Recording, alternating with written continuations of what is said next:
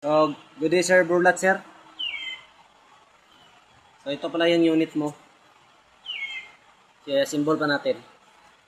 So, pag nakaganito yung itsura sir, gagawin mo dyan. Ang gagawin mo dyan sir, ipasok mo itong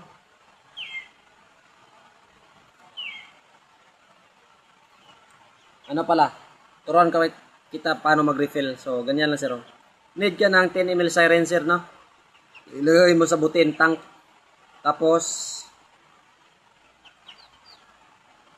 putulan mo yung ulo-ulo niya, sir. Tapos ipasok mo dito sa butin. Then, ganito mag-refill, sir. Ito nakadungo, nakayuko talaga. Ito nakahangad.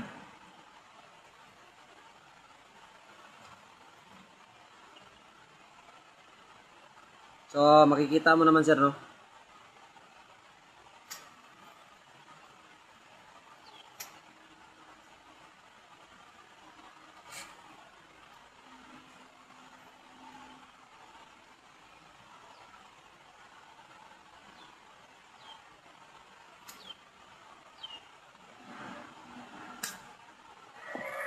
So, yan lang. Then, lagay mo yung silencer. So, ganyan lang. Tapos, pasok mo, sir.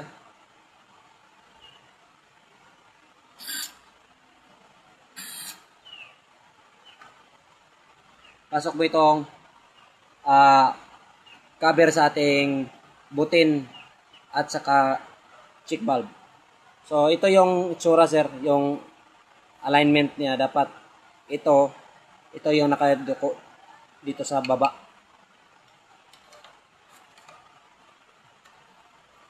Then, ito naman yung cover ng butin natin dito. Pasok mo lang yan. Tulak mo lang ng mabilisan. Tsaka may pasok yung barrel. So, ganyan yung pasok ng barrel, sir. Oh. Tapos, ikot mo lang. Yung higpit lang na konti, sir. Yung saktong higpit lang ba? Hindi yung higpit talaga na higpit. Sakto lang. Isang higpit lang. Ganyan. Yan lang. O, ganyan lang. Kasi matigas na po yan kapag higpitan mo ng maigi. So, hindi yan na po matatanggal ito. Hindi na po yan matatanggal kasi nakalak na po dito sa barrel natin. Ito. So, T-spire natin, sir, no? Target natin dun sa ano. Yan target natin, no? May lata dyan. So, with target natin, T-spire with target. Unahin natin yung impage 8mm steel ball na bala. So, sayang may uwak. Hindi pa tayo nakabala.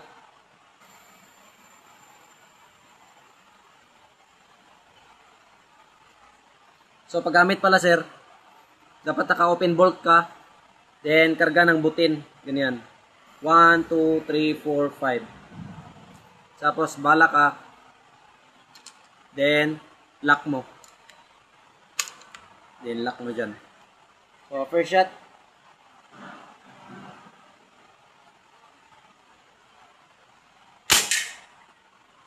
So, yun. Nakatama tayo, no? First shot.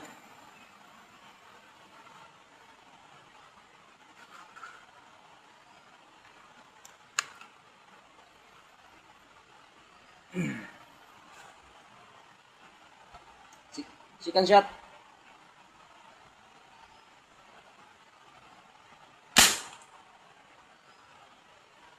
So, miss. Medyo miss.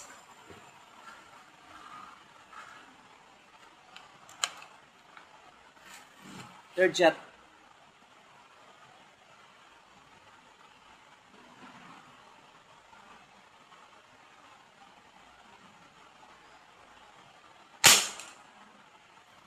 So, i-align muna natin kasi medyo siya disalign.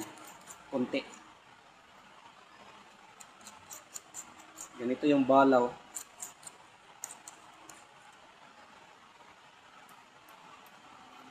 So, try natin.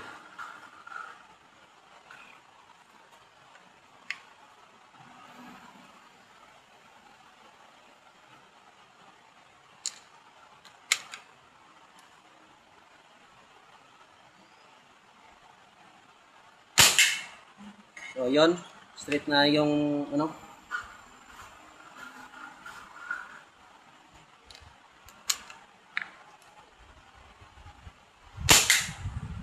So, yun, no.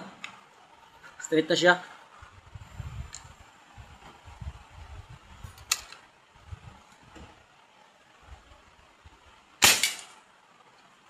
So, yun, sir.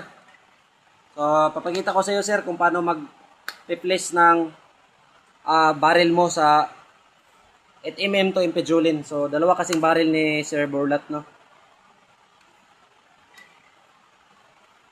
So, papakita ko sa iyo paano mag-replace ng barrel. So, try natin, sir, kung yung tama nila is pareho lang ba, kasi iba talaga ang Impejulin.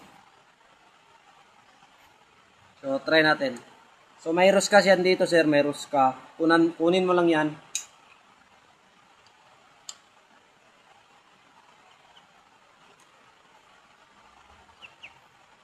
Tapos, silayin mo lang. Pusang lalabas na po yan. At saka replace mo lang itong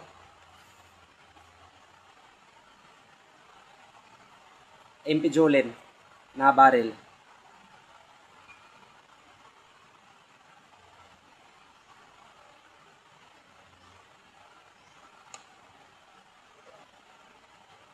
So, i-align mo lang yung butas.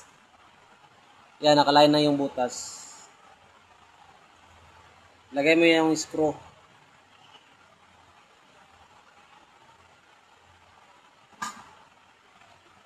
So, ganyan lang, sir. So, ganito lang pa, sir, pagtanggal, sir, ba? Kung mag-replace ka ng sirens, nakatanggal yung barrel, dapat una yung barrel na tanggalin mo. Tapos itong cover. At saka ito naman. So, ganyan lang, sir, pag-replace ng sirens.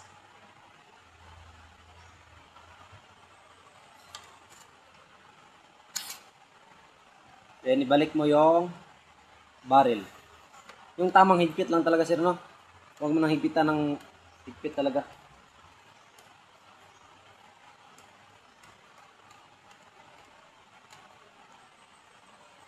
So, try natin ang Impejulin. Kung makatama ba tayo.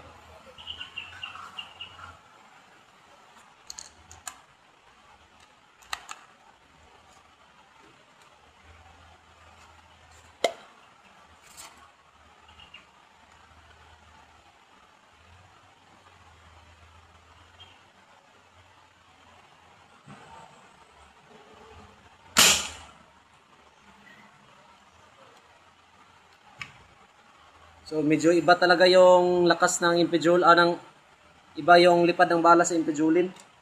Medyo mataas siya. So, yan lang natin i-adjust yung mag-sight. Hindi na natin i-adjust yung scope kasi naka-align na po yun sa 8mm. So, sabi ng may-ari na yung 8mm lang yung i-align kasi sila na bahala sa Impejulin i-align yung scope. Pero i-try natin i-adjust sa pag-sight lang.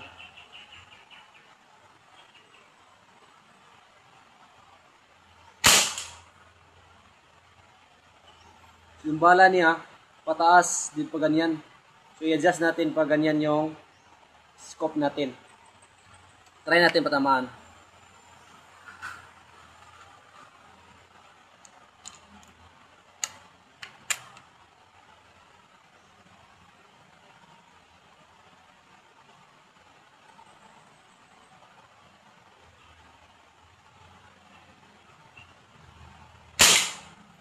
So, yun. In-adjust ko yung scope dyan. So, dalawang point. At saka dito naman sa dalawang point. Ganyan, naka-angle. So, tamaan siya. So, try pa natin.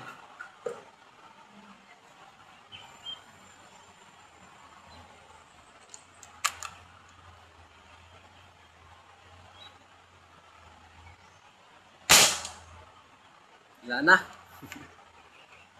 Iba talaga yung Impejulin. Tama ng Impejulin.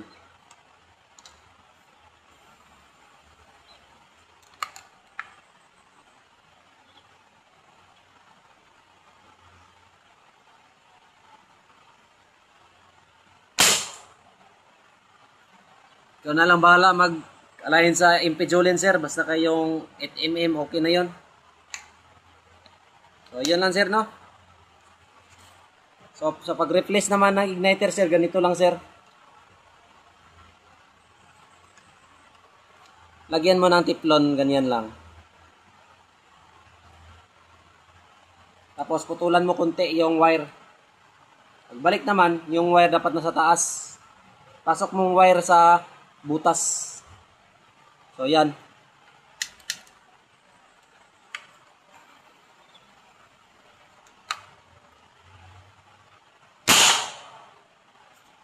So, talagang malakas ang tunog ng impedulin kasi malaki yung butas niya. Yung butas. So, ibalik natin yung impedulin, sir. 8mm na barrel kasi yun yung naka-align sa scope mo. So, saan ba ilagay yung scope? So, dito lang sir, oh. Sa ikalagawang guhit. 1, 2. So, yan, oh, guhit po yan. Dito mo i-align sir, ha. Yung scope mo. So, yan, oh. Sa ikalagawang guhit.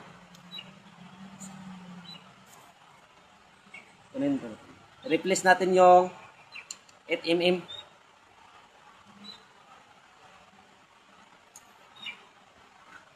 Sa gustong gumagawa ng double barrel, so ganito lang yung diskarte ko.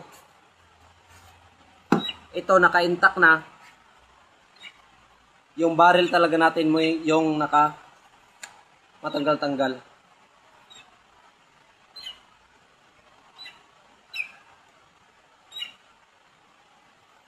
Yung mga maker natin dyan, shout out sa inyo. At sa mga gustong gumawa pa lang, shout out din sa inyo.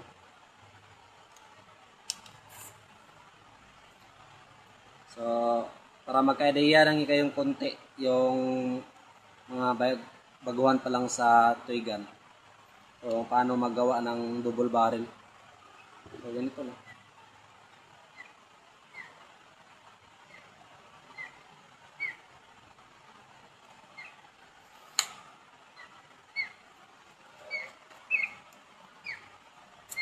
So, okay na kay Sir Burlat.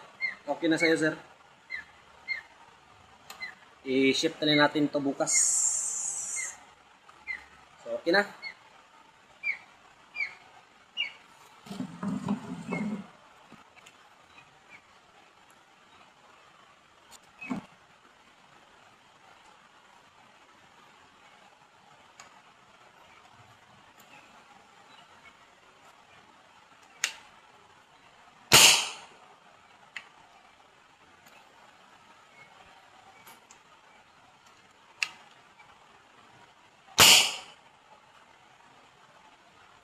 Taga dito ko talaga. 5'6" po yung height ko. Medyo mataas talaga siya kunti. 1 meter.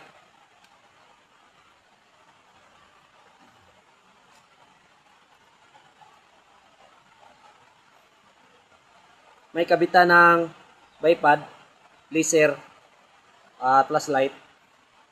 At may forward grip naman. Yung forward grip natin, nilagyan natin ng screw para matibay. At saka dito naman.